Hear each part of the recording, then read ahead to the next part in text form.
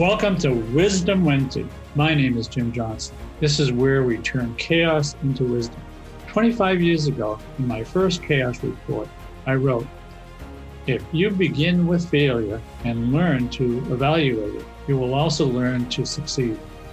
Failure begets knowledge. Out of knowledge, you gain wisdom, and it is with wisdom that you can become truly successful. In this program, we hope to turn chaos into wisdom. So my guest today is Gene Bounds, and Gene Bounds I've known for several years. I met him at a company called Robbins Joyer, where he was president of the company and was specializing in project management, especially with the government, but also commercial organizations. Gene Bounds has a unique perspective of what's going on with project management and software project management and Scrum. He was on the board of PMI for several years, and he became a fellow with PMI. He also was on the Scrum Alliance and spent 6 years with them, right, Gene? Yes, sir. Okay. So today we want to talk about the future of project management and how different parts move around, and would like to touch on artificial intelligence as part of that. What do I see as the future? I see the opportunity for a tighter integration between the two and a focus on what the organization needs. The organization, that means that getting some C-level involvement in the decision process about which method is applied and trained and when. Along with that comes a tighter integration with a couple of other C-level players. So we often focus on, with both traditional and agile Scrum methods, we focus on the CIO as the executive to be the sponsor, and I certainly agree with that. However, my experience is that the CFO often needs the collaboration of the CIO often needs the collaboration of the CFO and oftentimes even the COO of an organization to embrace and maintain or sustain the value of either approach. So I'm often involved with teams, Jim, that are looking for and need the language translation from the financial fiscal components of the team, the analyst, be they analysts or be they managers, the what I'll call systems or software analysts and managers. And then thirdly, for my space in the government, we need to integrate the buying component. We call it procurement in government. If they aren't on the same page, Jim, then neither will be successful in the short run. So that's my second, I'll call it vision, if you will, for the future of PM. Once we've maintained some area of collaboration, Jim, then I see a more significant impact on organizations, the CEO and what I would call the C-suite team, and how they prioritize projects, programs for the organizations in order to meet their strategic objectives. And we often look at the strategic plan as, you know, as the way to go there. The strategic plan is often an artifact, but it's the journey of identifying what needs to change in the organization in order to meet both internal and external impacts, whether it be competitive or whether it be just opportunistic. So that's my third vision, is that we have within the confines of project or program management the ability to influence that C-suite and add value to their objective in driving the organization to where it needs to go. Questions? Yeah, we often see that they create a strategic plan, and it seems to not be flexible enough for the organization to implement. How do you think that's going to change? Well, there are a number of examples of what I refer to as success. And in fact, I was on a call yesterday where it was an independent school had,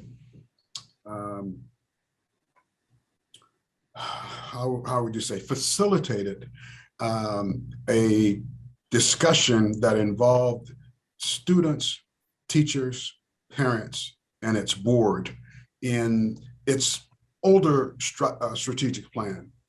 And the success for me in observing what they did and what I think we could leverage more, I'm not so sure about the AI impact of this, but there may be something here, was that we need frequent touch points where those stakeholders can get together and talk about what is the goal, what is the objective, what have we done towards that, and what could be done differently. And if we aren't doing that in some periodicity, be it quarterly, be it semi-annually, be it annually, then that plan, Jim, that you refer to becomes an artifact. Hello, I hope you're enjoying this show. The show is brought to you by the Standish Group to help you with your insight and knowledge about projects and the project success. What we want to talk to you right now is about our new book, The Chaos Report, Beyond Infinity. This book is the culmination of 28 years of looking at why projects fail, focus groups, workshops, and profiles. We've looked at over 130,000 profiles over the last few years. And in this book, we look at the last 50,000 projects. Now, these projects are in depth. I mean, we're talking about hundreds of data points. And what we were looking for was the root cause of why some projects fail and some projects are successful. And we think we found it, and it's in this book. And that's why I think you should get this book. And so you will learn how to make your projects more successful. This book is 269 pages with charts and graphs and all kinds of good information. And it brings it down to just two or three things, or actually three things that will help your projects be successful. Now, projects are risky, and we're working on a new methodology that does away with doing projects. In fact, we think we can eliminate about 80% of the projects using this new methodology called infinite flow. But if you're doing projects, you need to read this book. You need to understand what makes projects successful. You can get this book on our website, in our store, and for a very small fee. And it's a hard copy. You can put it on your desk. You can use it as a paperweight also, but it is a very good resource. And every project manager and every project sponsor and every team should understand what's in this book. Now back to our show. And again, it's not the plan that's important, it's the journey and the communication that comes along as we capture that. The plan is just documenting what the journey is. So I think your question was around organizations not appreciating the value of the plan to some extent. I think that's where you were going with it.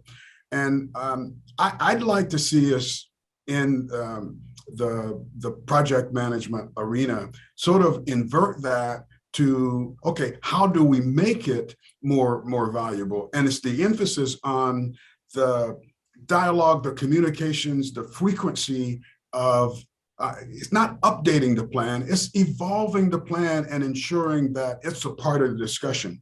The ideal scenario for me would be that there is a strategic plan discussion in every board meeting, in every senior leader meeting, that some objective, some goal is discussed there. That would be the ideal, as opposed to we have a separate meeting on strategic planning once a year, or we have a separate retreat on strategic plan once every 2 years.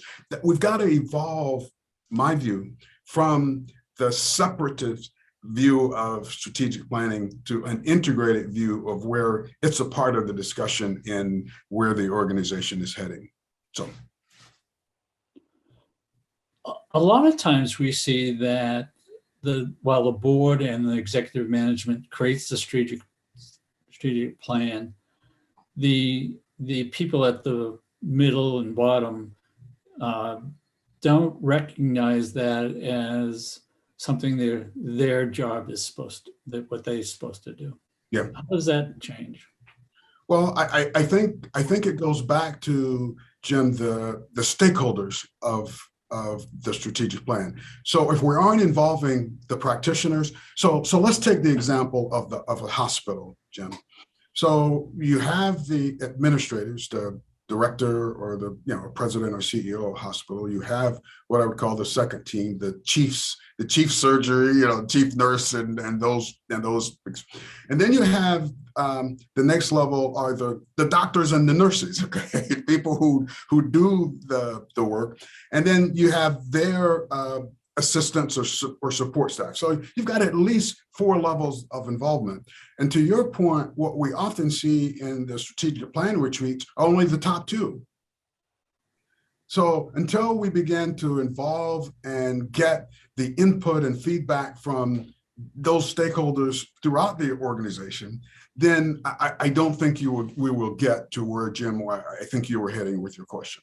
So to me, it's about participation, the opportunity to provide input, and the opportunity to get feedback at multiple levels. Hans, do you have any questions you'd like to ask Gene? Well, I really like that grounded theory, because you're doing it bottom up and trying to involve all these stakeholders into the decision making. And there's something interesting comes along, because it is also about data. You are collecting all those meetings, you're collecting all the decisions, you can even measure the decision latency. So I was wondering, if you do it a lot, are you making use of the data, and then are you making use of algorithms to see whether there are bottlenecks or whether there are things you can, let's say, manage the change? Well, from my experience, the answer is that's a huge opportunity. I think we're very manual. My experience, we're very manual when it comes to the data, even the feedback from the meetings themselves. And remember, we talked about the ideal scenario would be that at every meeting there would be some discussion of objective or a goal, and it could be analytics, it could be data driven, that discussion. So I've not yet experienced an organization that has attempted to in any way automate or keep up with the data and the measures, because that's a part of strategic plan, is the measure. And I think we often lose that. So I just think that is the state of where we are. That's right. And I think that experts like you do have a second sense in figuring out what is going to happen. Because Jim and I did some research, and we saw that if the decision latency increases, let's say, to about 3 or 4 weeks, your project never will end, because each time you make a decision and you have to reverse it. So there the idea came along about, could we also use, for instance, emails? Could we use the meeting and the minutes of the meeting? Could we use much more data to see where are we in control and where is the structure, but also keeping flexibility, because that is one of your visions, is that you have the agility and order together. And that's also left foot, right foot approach. So we were wondering a little bit, because you succeeded in doing it in practice, you are very successful. So was it also in your mind that you were making your heuristics, your algorithms in your own mindset as a way to see where are the stakeholders and where I'm going to, let's say, steer the program? Well, I think that what you're referring to, Hans, to me is data information that has several levels. So if the project manager, the program manager, in many organizations, there is a strategic planner. There's a person responsible for strategy and strategic planning. And then obviously you've got the C-suite. So even each of those stakeholders, in my view, has a set of data that they're tracking. It may not be the same data that is measured in the strategic plan, but it's generally something that has been successful for them in the past that they're hanging on to. And it's how many times do we go into a staff meeting and we hear one of the C-level people, ask questions. They're thinking through what has worked for them in the past, but that's not explicit. Okay, it's been a few days since we did the recording with Gene, and so I'd like to think about it for a while, and this is sort of our afterthoughts. One of the things about infinite flow, and we started much like Gene, in that we're looking at projects and seeing how we could do software development better, and we've been looking at that for over 25 years. And we came up with a new method called infinite flow, and this was to look at how to do software projects better. And then as we started working on it and researching it, we found that actually it's much better suited for a new management style, especially around strategic planning and strategic implementation. So the one thing about infinite flow is there's an IT team inside each business unit, small team, only about 6 people, and they work on creating software, managing software, education of the business unit users, looking at ways to make the business more efficient.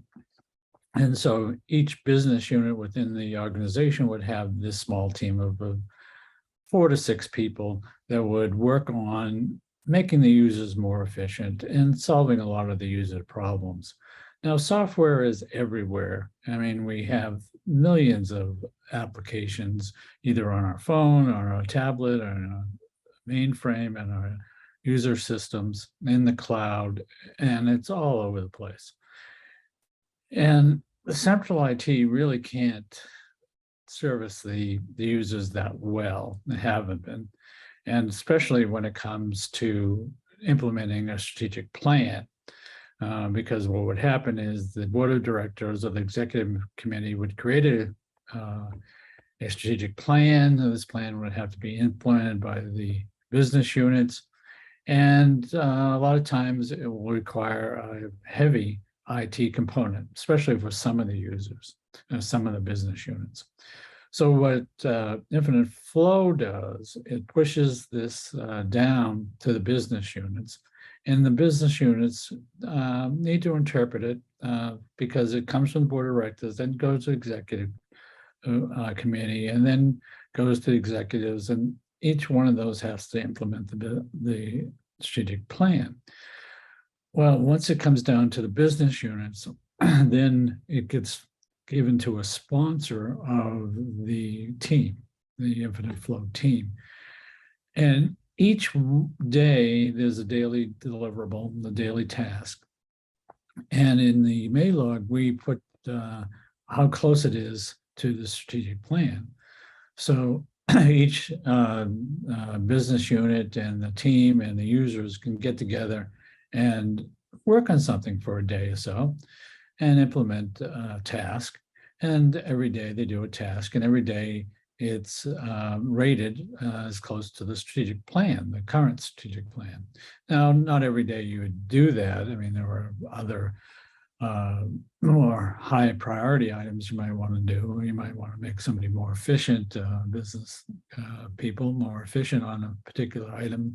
And it might not have anything to do with the strategic plan, but it does help the business unit be more efficient. But anyways, you can rate that. And then at the end of the month, you can see how many projects or how many tasks, daily projects, micro projects you've done to support the new strategic plan.